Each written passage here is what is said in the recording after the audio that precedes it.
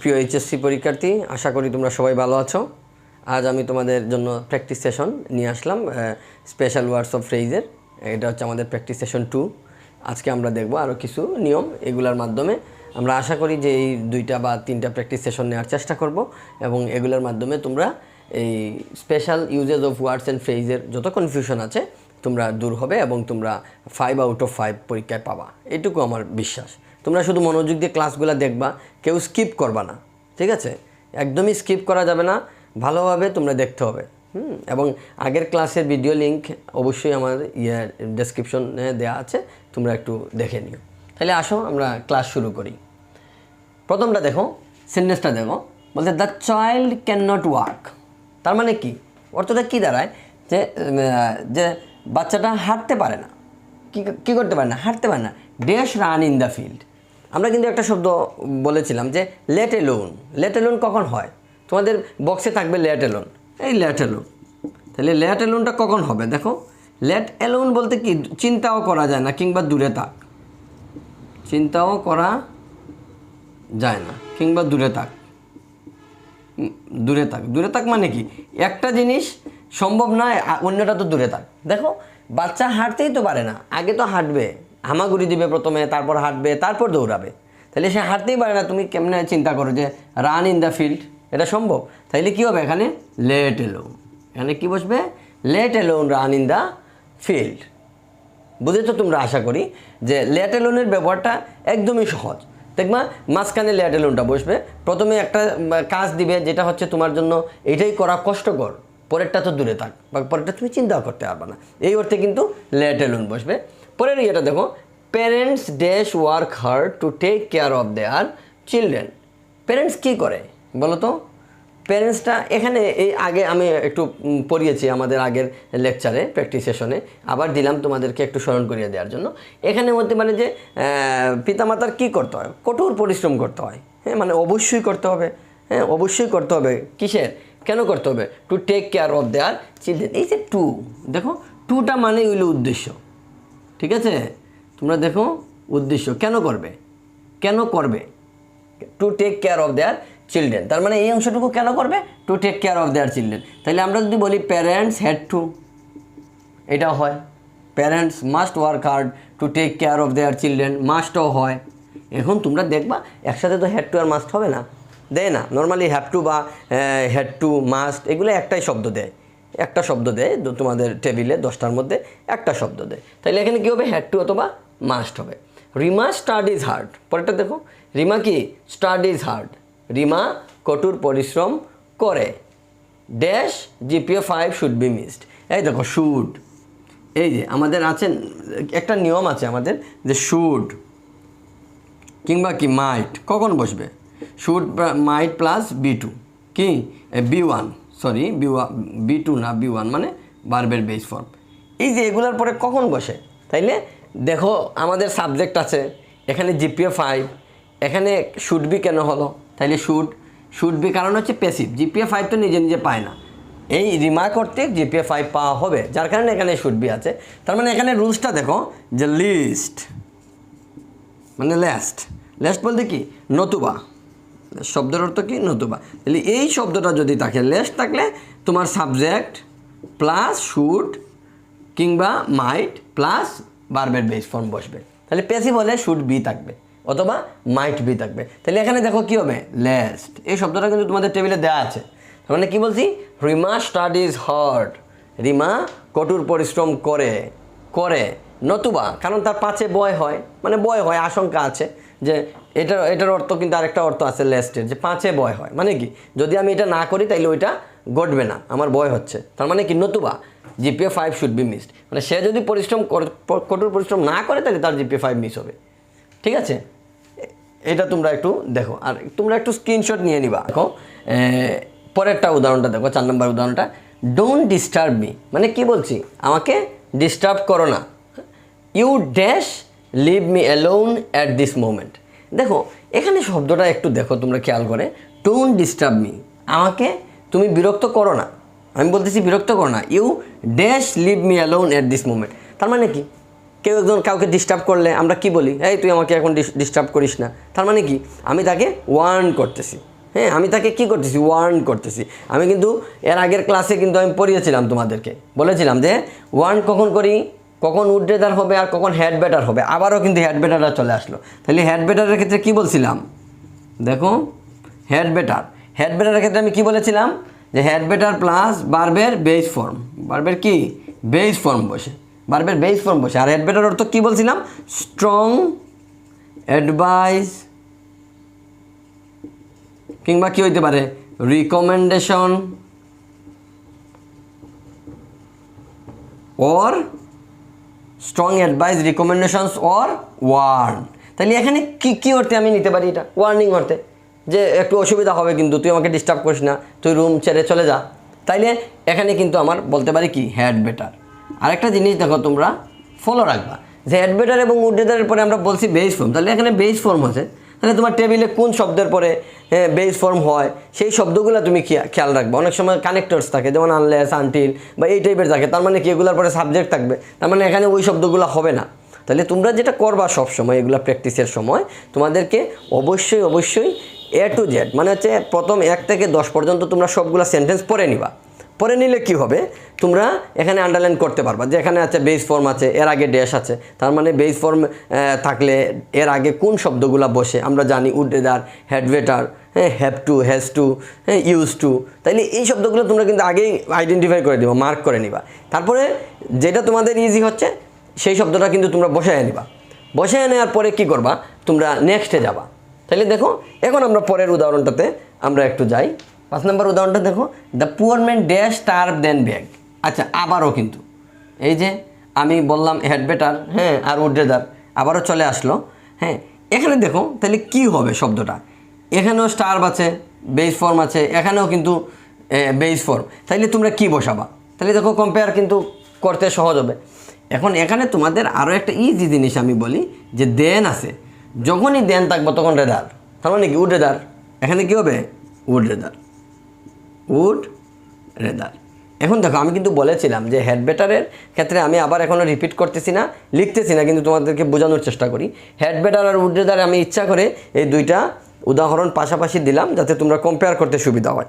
দেখো হেড বেটারের পরেও আমরা জানি বেস ফর্ম, উড্রেদারের পরেও বেস ফর্ম, কিন্তু এখানে হেড বেটার হবে নাকি উড্রেদার হবে। দেখো এখানে কিন্তু ওয়ার্ন করতেছে, আর এখানে কিন্তু তার পার্সোনাল চয়েস। কি, এই যে দ্য পুয়ার ম্যানের কিন্তু পার্সোনাল চয়েস, হ্যাঁ, তার কিন্তু পার্সোনাল চয়েস। আমি বলছিলাম কিন্তু যে পার্সোনাল চয়েস হবে, মানে তার ব্যক্তিগত পছন্দ। কি করবে, সে ভিক্ষা করবে নাকি সে অভুক্ত থাকবে, সে অভুক্ত থাকবে, সে প্রেফার করে কোনটা, যে অভুক্ত থাকবে। তার মানে কি হবে উড রেদার, এখানে কি হবে would rather starve than beg. তার মানে এই যখন দেন থাকলেই কিন্তু চুপ বুঝে তোমরা উড রেদার দিতে পারবা। তোমাদের কিন্তু এই দুইটা ওয়ার্ড হেড বেটার এবং উড রেদার, এই তিনটা এক্সাম্পলের মাধ্যমে আমি আশা করি তোমরা এই জিনিসটা একদম ক্লিয়ার হয়ে যাবে। আমি আরেকটা উদাহরণ লিখলাম, দেখো ইট মে রেইন টুডে, মানে কি আজ বৃষ্টি হতে পারে।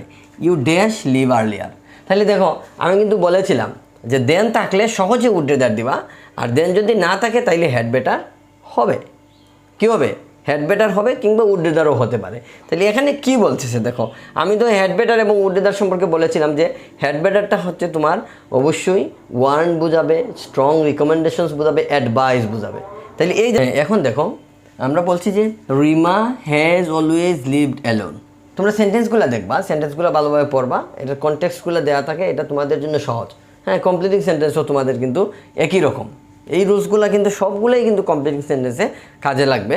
যদি আমরা কমপ্লিটিং সেন্টেন্সে যখন আলোচনা করব তখন কমপ্লিটিং সেন্টেন্সের আরও কিছু নিয়ম আছে যেগুলো আমরা আলোচনা করব। এগুলো হচ্ছে special uses of words and ফ্রেজে খুব বেশি আসে না, কিন্তু আমি যে ওয়ার্ডগুলো দিলাম এগুলাই কিন্তু তোমাদের special uses of words and ফ্রেজের জন্য অত্যন্ত গুরুত্বপূর্ণ, এবং এগুলাই সচরাচর আসে। Rima has always lived alone. Rima কী করতো, সবসময় একা বাস করতো। দেখো শি ড্যাশ লিভিং অ্যালোন। এখন সে একটা মানুষ সবসময় দেখবা, কিছু মানুষ সবসময় চকলেট খায়, সবসময় আইসক্রিম খায়। কেন খায়, তার এই ক্রেভিং আসে, কিংবা তার এটা খুব পছন্দ। তার মানে এই অর্থে যখন হবে সে একা থাকতে আসলে পছন্দই করে, এজন্য সে সবসময় একা থাকতো। তার মানে কী দাঁড়ায়, আমরা কিন্তু একটা শব্দ জানি যে ফিল লাইক। ফিল লাইক কিংবা লাইক, এটার অর্থ কি পছন্দ। এটার অর্থ কি?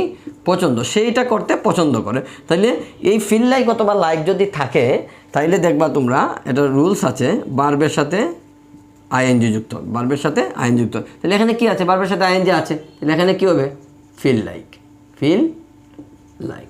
তোমাদের বক্সে এই শব্দটা দেয়া থাকবে, তোমরা ইজিলি আইডেন্টিফাই করতে পারবা।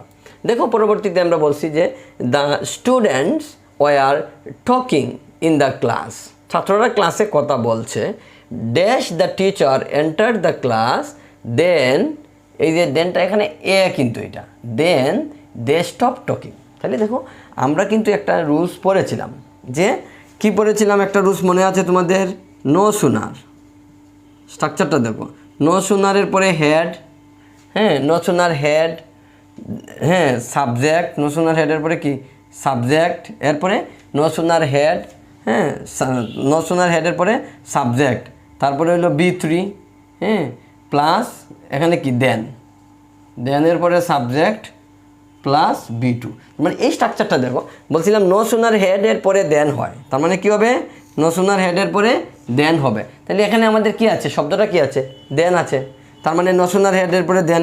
স্কেয়ারসলি, আমরা বলছিলাম যে স্কেয়ারসলির পরে হোয়েন হয়, তারপর হইলো রেয়ারলি বা হার্ডলি, কি বলছিলাম? হার্ডলি, হার্ডলি এর পরে কি হয়? হোয়েন হয়। তাহলে এখানে দেখবা দেন যেহেতু আছে, তার মানে এই জায়গাটাতে আমার কি হবে? No sooner, no sooner, no sooner হবে। কী হবে? নো সুনার হবে। তাহলে no sooner the teacher enter, দেখো এখানে আমাদের B3 আছে, তার মানে আমাদের রুলসের সাথে একদম মিলে যাচ্ছে। নো সুনার, সাবজেক্ট আছে the teacher, enter the class, then আছে, দেন আছে, তারপরে হচ্ছে দে স্টপ টকিং, দে আছে, এখানে কি? দেটা হচ্ছে সাবজেক্ট, এখানে স্টপটা কি? B2, স্টপের পাস্ট ফর্ম হচ্ছে B2। তাইলে দেখো আমরা এই রুলসটা কিন্তু খুব বেশি পরীক্ষায় আসে, মানে এটা তোমরা ধরে নাও এটা পাবাই, এরকম অবস্থা এই রুলসের, কারণ এগুলো খুব বেশি আসে দুই ক্ষেত্রে, সেটা কমপ্লিটিং সেন্টেন্সও আসে, এই special uses of words and ফ্রেজও আসে। এখন আসো পরেরটা দেখো, সামটাইমস উই বিকাম স্পিচলেস। মাঝে মধ্যে আমরা কি করি? স্পিচলেস হয়ে যায়, মানে আমরা কথা বলার কোনো ভাষা থাকে না। কখন ভাষা থাকে না? রিমেম্বারিং আওয়ার চাইল্ডহুড মেমোরিজ, মানে আমাদের ছোটোবেলার মেমোরি যখন মনে হয়, সবাই এই যে এখন তোমরা যখন ক্লাস করবা, এখন যে ক্লাস করতেছো, হ্যাঁ, আমি যে তোমাদেরকে পড়াচ্ছি, আমার কিন্তু মনে হচ্ছে যে আমি কখন আমার স্যারদের ক্লাস করাতাম। হ্যাঁ, এই যে তোমরা এই জিনিসগুলো কি এখন বাসা হারিয়ে ফেলতেছি, কি ছোটোবেলার মেমোরি মনে হচ্ছে। We dash swim in the river, তার মানে কি? ছোটোবেলার একটা মেমোরি যে আমরা নদীতে সাঁতার কাটতাম। কী হইতে পারে? সুইম ইন দ্য রিভার, আমরা কাটতাম, আমরা নদীতে সাঁতার কাটতাম। এই যে আমরা বলতেছি নদীতে সাঁতার কাটতাম, তার মানে এই যে সাঁতার কাটা, ঠিক আছে, এই যে সাঁতার কাটতাম, মানে আমি কিন্তু বলেছিলাম যে অতীতকালে কোনো কাজ করতাম বোঝালে, মানে অতীতের কোনো অভ্যাস। কি বলছিলাম? অতীতের অভ্যাস। প্রাসঙ্গিক ক্রমে আমরা কিন্তু সবগুলো আলোচনা করতেছি, কিন্তু পূর্বের ভিডিওর লিঙ্ক কিন্তু ডেসক্রিপশনে দেওয়া আছে, হ্যাঁ, এবং তোমরা হচ্ছে ফার্স্ট ভিডিওটাও দেখবা। ফার্স্ট ভিডিওতে রুলসগুলো সম্পর্কে একদম বিস্তারিত আলোচনা করা আছে। এখন আমরা হচ্ছে প্র্যাকটিস ধরে ধরে কিন্তু আমরা রুলসে যাচ্ছি প্রসঙ্গক্রমে, যাতে নতুন যারা তোমরা এই ভিডিওটা দেখছো তাদেরও যাতে উপকৃত হও। অতীতের অভ্যাস মানে কি? Use to. কী বলছিলাম? Use to. তার মানে ইউজ টু যদি অতীতের অভ্যাস, যে অভ্যাস এখন কিন্তু এক্সিস্ট করে না, এক্সিস্ট করে না মানে এখন নাই, সহজ কথা, মানে এখন নাই। এখন ছোটোবেলায় আমরা সাঁতার কাটতাম নদীতে, এখন অনেকেই আমরা শহরে বসবাস করি, তাইলে আমরা কি এখন সাঁতার কাটতে পারি না? তাইলে কি বলতেছি? এখানে আমরা বলতে পারি উই ইউজ টু, তার মানে অতীতকালের কোনো অভ্যাস বোঝালে কি ব্যবহৃত হয়? Use to. তোমরা খুব মনোযোগ দিয়ে দেখো, আমি বলছি কিন্তু অতীতকালের কোনো ঘটনা যেটা আমার বর্তমানে কিন্তু এক্সিস্ট করে না, আমরা এই অভ্যাসটা নাই। আগে রেগুলার করতাম, আমরা রেগুলার কি করতাম? সাঁতার কাটতাম নদীতে, এখন করি না, সেক্ষেত্রে আমাদের ইউজ টু বসবে।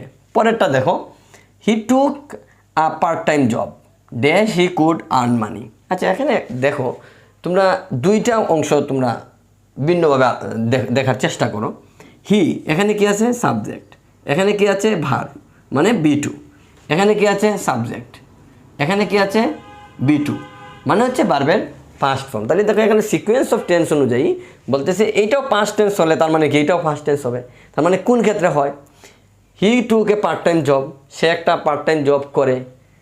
হি could earn money, he could earn মানি। তাহলে কেন করে, আমি যদি প্রশ্ন করি সে পার্ট টাইম জব কেন করে, কারণ তার হচ্ছে যে যাতে সে কী করতে পারে, কিছু টাকা ইনকাম করতে পারে। এই যে যাতে, আমি বললাম কি যাতে সে পার্ট টাইম জব করে কেন, যাতে কিছু টাকা ইনকাম করতে পারে, যাতে, তার মানে এই যে যাতে মানে হচ্ছে সদেট, যাতে। তাহলে সদেটের কিন্তু আমরা স্ট্রাকচার জানি, প্রথমে হচ্ছে সদেটের আগে সাবজেক্ট প্লাস B2, হ্যাঁ, তারপরে কি, হ্যাঁ, সদেট, সাবজেক্ট প্লাস B2, এইটার অনুযায়ী আমরা স্ট্রাকচার লাগলাম। এখানে মূল কথাটা হচ্ছে সদেটের পরে কি হবে, সেটা প্রেজেন্ট টেন্স হবে নাকি পাস্ট টেন্স হবে, তার এই অংশ অনুযায়ী ইয়ে করে। এখানে যদি থাকে সাবজেক্ট, হ্যাঁ, সাবজেক্ট প্লাস, হ্যাঁ, B1 মানে হচ্ছে প্রেজেন্ট টেন্স, এখানে যদি থাকে প্রেজেন্ট, তাইলে এখানেও কী হবে, প্রেজেন্ট, এখানেও প্রেজেন্ট হবে, সেক্ষেত্রে কী হবে, প্রেজেন্টে হচ্ছে ক্যান বসবে, প্রেজেন্টে কী বসবে, ক্যান বসবে। এই হচ্ছে তোমাদের মোটামুটি special uses of words and ফ্রেজের রুলস সহ আমি চেষ্টা করলাম এই তোমাদের একদম প্র্যাকটিসের মাধ্যমে, যেগুলো তোমাদের বিগত বোর্ড কোয়েশনে এসেছে, বিভিন্ন বোর্ডে আসছে, সেগুলো দ্বারা আমি তোমাদেরকে চেষ্টা করলাম যে ফুল রুলসগুলো প্রসঙ্গক্রমে আলোচনা করতে। আমি আশা করি যে তোমরা যদি এই রুলসগুলো ভালো করে পড়ো, প্র্যাকটিস করো, হ্যাঁ, তোমাদের সবার কাছে বই আছে, টেস্ট পেপার আছে, তোমরা রুলসগুলো ধরে ধরে প্র্যাকটিস করবা। তোমাদের রুলস কিন্তু মুখস্থ করার দরকার নাই, তোমরা যদি একটু প্র্যাকটিস করো অটোমেটিক দেখবা রুলস তোমাদের আয়ত্তে চলে আসবে। আমি আশা করি এই ক্লাসের শেষে তোমরা 5 আউট অফ 5ই পাবে। তোমাদের জন্য শুভকামনা। Special uses of words and ফ্রেজের আলোচনা আজকে এ পর্যন্তই।